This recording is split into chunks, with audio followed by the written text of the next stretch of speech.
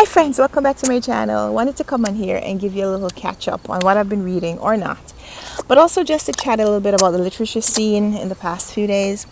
So we had family here for the weekend, so I didn't read as much as I wanted to, but I do want to talk about the books that I've been reading in as much detail as I can give, because one of the books that I've read recently is a candidate or a finalist for the Booktube Prize, so can't chat about that too much, but also just wanted to chat because it's been a while. So a few days ago, we went to the bookstore. We went to Barnes & Noble because that's the closest bookstore to where we live, and we are trying to be intentional about supporting brick and mortar stores, whether they are chain stores or independent stores. Just to go to bookstores to support them and other stores that are around us that we can support when we can. Yeah. Because as much as I love Amazon and appreciate Amazon, I do not want Amazon to be the only place that you can buy things. So we try to go to the brick and mortar stores when we can. So yeah, on Friday we went to the bookstore. We went to Barnes & Noble because, like I said, closest one around. So we had a gift card, and here are the 3 books that I bought. I got a copy of Sugar Bane because it won the Booker Prize 2 years ago, and I still haven't read it. But also because I have a collection of Booker Prize novels, so this is going towards my collection. I also don't have the most recent book, but then I don't have all the books either, so that's fine. There are holes that I need to fill in as time permits and as my wallet permits. So got a copy of Sugar Bane, also got a copy of one of Toni Morrison's novels, A Song of Solomon, which I haven't yet read, but I also want to have a Toni Morrison collection because why not? And then because I had a few dollars left on the gift card, I got this copy of The Awakening, and it's a book that I want to read at some point, and it was a mass market paperback, so why not? So that's what I've bought. And here's what I've been reading. I read Elif Shafak's novel, The Island of Missing Trees. It is a finalist for the Booktube Prize, so I can't chat about that here, but I am making a vlog style video where we are taking a picture right now. It's a video. I am making a vlog where I'll talk about those books as I'm reading them. So I've already recorded my thoughts on that, so you'll hear that at the end of next month. But for now, I will just say that it has a theme that is mirrored in other books that I've been reading. It talks a little bit about a woman having a baby, or the question when a woman gets pregnant, how she will decide whether or not she has a choice, and that's a relevant and present subject of discussion right now in these United States. But it's discussed in this book. It was discussed in Revolutionary Road, which I read at the end of last month, at the beginning of this month, and also it shows up in 2 other books that I have been reading recently. So yeah, the discussion about when a woman gets pregnant and whether she wants to... Okay, go see what daddy's doing and come back. Hurry up. Put that down. Go see what daddy's doing and come back. Yeah, very interesting because that theme is mirrored in Revolutionary Road. It was mirrored in Elif Shafak's book. And the 2 books that I have been reading since then also have discussions of women being pregnant and discussions of whether they will carry their pregnancies to term or have abortions, and whether or not that's even a choice that they can make. Very interesting because what is he doing? Go see. Ask him what he's doing. Very interesting because in the scenarios where women are considering abortions, there is the topic of whether or not these abortions are going to be legal and safe, or whether they're going to be done in backdoor kinds of environments and thus be very, very unsafe for these women. So very relevant subjects being discussed in these books. Find that to be fascinating. So the books that I have been reading, so like I said, I finished The Island of Missing Trees by Elif Shafak. I've been reading a translated novel called Happening by Ernaux. I've never heard about this book before, but it was a short book, only about 100 pages or so, so I guess a novella, and French author. The young female protagonist is pregnant, and there is discussion about whether or not she will carry this child to term. This book is set in the mid 1900s, and she wants to have an abortion, but she can't talk to the doctors and the people in her life about abortions. And there's discussion about religion and laws. Fascinating. Fascinating. I'm also reading The Life of the Mind by Christine Smallwood, in which we're reading about another young enough female protagonist. This one, and they're both career women in both books. In this one, the woman is an adjunct professor in New York City, and she's living with her partner. She's unmarried, and she's recently been pregnant. And for a lot of the story, we're reading a lot about her body functions, not just surrounding pregnancy, but also just her bathroom habits and her personal habits. And so, like the title says, it's a lot of mental wranglings, the things that she thinks about, and they're not always connecting to anything that's happening. Just, she sees someone and what she thinks. So it's very stream of consciousness, but stream of awareness, maybe stream of thought. And it's interesting. It's the kind of thing that you're not sure that you want to know about people, is what this book is so far. I thought I'd be done by now, but I'm reading it very slowly because it takes these twists and turns. I guess as you have a thought process and you get distracted, you go down these rabbit holes. That's what that book is. So enjoying it, but also not being able to read it very quickly. Thank Okay. you. Thank you. All right. Say hi. Bye. Okay, say bye.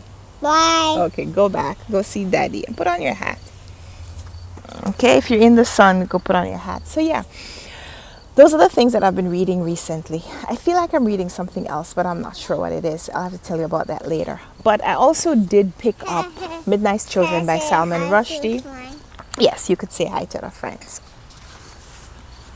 Hi, friends. Hi, friends. Yeah. I also did just pick up Salman Rushdie's Midnight's Children. It is a previous Booker winner. This won the Booker in 1981. It also won the Best of the Booker 1981. It also won the Best of the Booker prize. So I think this is probably Thank you, Mommy. Salman Thank Rushdie's you. maybe. Talk to Thank your you. friends. Thank you for letting me talk to the friends. You're welcome. It's not Salman Rushdie's most famous novel, because I think his most famous novel is The Satanic Verses. It is the book that he got in trouble over, right? So say hi to the friends again. But I haven't read The Satanic Verses. I have read this, and I think it's brilliant. I have read this. I think it's brilliant. And I remember when I finished, maybe even before I was finished reading it, I said to myself, I want to reread this book. This is a book that I want to revisit, because I feel like as a writer, I want to soak it up. But as a lover of literature, this is just a book to appreciate and maybe even study.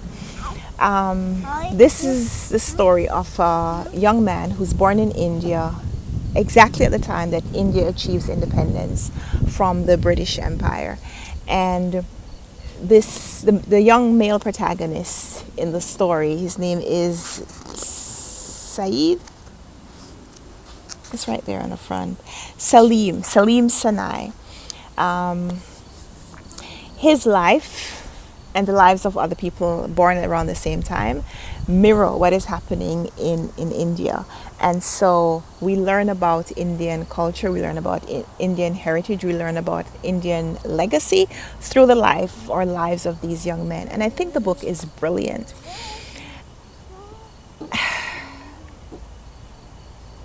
And I feel like the story is important because, yes, you can always access history, but reading about history through a novel makes history come alive in a way that maybe, you might not read nonfiction and glean all the details the way you might learn about it. I want to say hi to friends. So go ahead, say hi.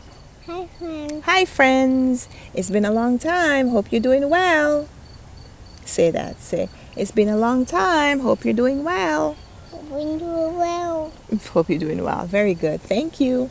Okay, say bye to the friends. Bye, friends. See you later. See you next time. Bye. Okay. All right, go. Go back over there. I soon come, okay? So, Salman Rushdie, I think, is important. But I feel like all authors are important. I feel like all novelists are important because the novel brings to us the story of the world in a very accessible way. And I just feel like it's shameful that Salman Rushdie was attacked in New York State, was attacked because of what he has written. I don't know him. I don't know if he's a nice person. But it doesn't matter, right? People should be able to write. People should be able to write their opinions. And in this country, you are, you know. So go ahead, say hi. Hi, friends. Hi, friends. They say hi back. They always say hi. Hi. Hi to the little girl. Hi to the girl. Hi to the little girl. We love the little girl. That's what your friends say. So thank you for saying hi to them. They always ask about you. So I think the voice of the novelist is just so important. I'm going to insert here a quote that came from Salman Rushdie himself. And I just feel like it's terrible that this is happening in 2022, that after so much time has passed, that you still attack someone because of what he has written. Why is that so incendiary? Why is it so upsetting to you that someone writes their thoughts, that someone maybe makes scathing remarks or share their opinions, negative or not? Why is it so upsetting to you? There's a child's rhyme, sticks and stones may break my bones, but words will never hurt me. Apparently, some people don't believe that. And it's sad because I feel like novelists and novels are just so important, whether we like what they say or not. Like, you don't have to read a book. Burn the book if you feel like, but why do you feel like, why does someone feel like they should attack an author because of what they have written? Don't read the book. If you're so upset, don't read the book. Don't support them. But people should be able to write what they want to and read what they want to. So other people have said it. I shared a link to Britta's video, and I'll share it again here that in the description box of this video. So go watch Britta's video if you haven't yet. But I think as readers, as a community of readers, that right now we should be doing what we can to support Salman Rushdie. Let the community know that we stand behind authors, whether they write things that are popular or not. We stand behind authors as the people who write the story. And whether you like it or not, let's appreciate the gift of the novel, the gift of storytelling. The ability to read from another person's perspective and the ability to inhabit worlds that we may not want to live in, but that we're able to read and assess critically because of the novel, because of the written word. So yeah, I want to support Salman Rushdie, and so that's why I'm rereading a book that I've already read. I'm trying to buy another book from him. I'd like to buy a copy of the Satanic Verses. I want to see what all the hype is about. But right now, you can't get that on Amazon. And the attack happened after we left the bookstore on Friday. So yeah, couldn't see if it was there to check it out back then. But yeah, I'm going to try to get a copy of some of Salman Rushdie's other books. And if you can get a copy, try to buy one of his books if you can. It doesn't have to be any specific book. Just, support the author. Tweet about the attack and say you're not happy with people not being able to exert freedom of speech. Let the world know that the reading community stands behind Salman Rushdie, is what I'm saying. So yeah, that's what I've been doing and thinking recently.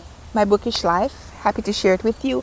Would love to chat with you in the comments down below. If you've read any of the books that I talked about here, would love to chat with you about that. I will post a full review of these books in an upcoming video. Maybe on Friday when I do a Friday Reads video, I'll talk a little bit more in depth. But I just wanted to come on here today and give a little catch up. So that's what this is. Thank you so much for watching it. Would love to chat with you in the comments down below. Give this video a thumbs up if you liked it. Subscribe if you want to see more. We'll be back soon with another video. Hope to see you then. Until then, happy reading. Bye.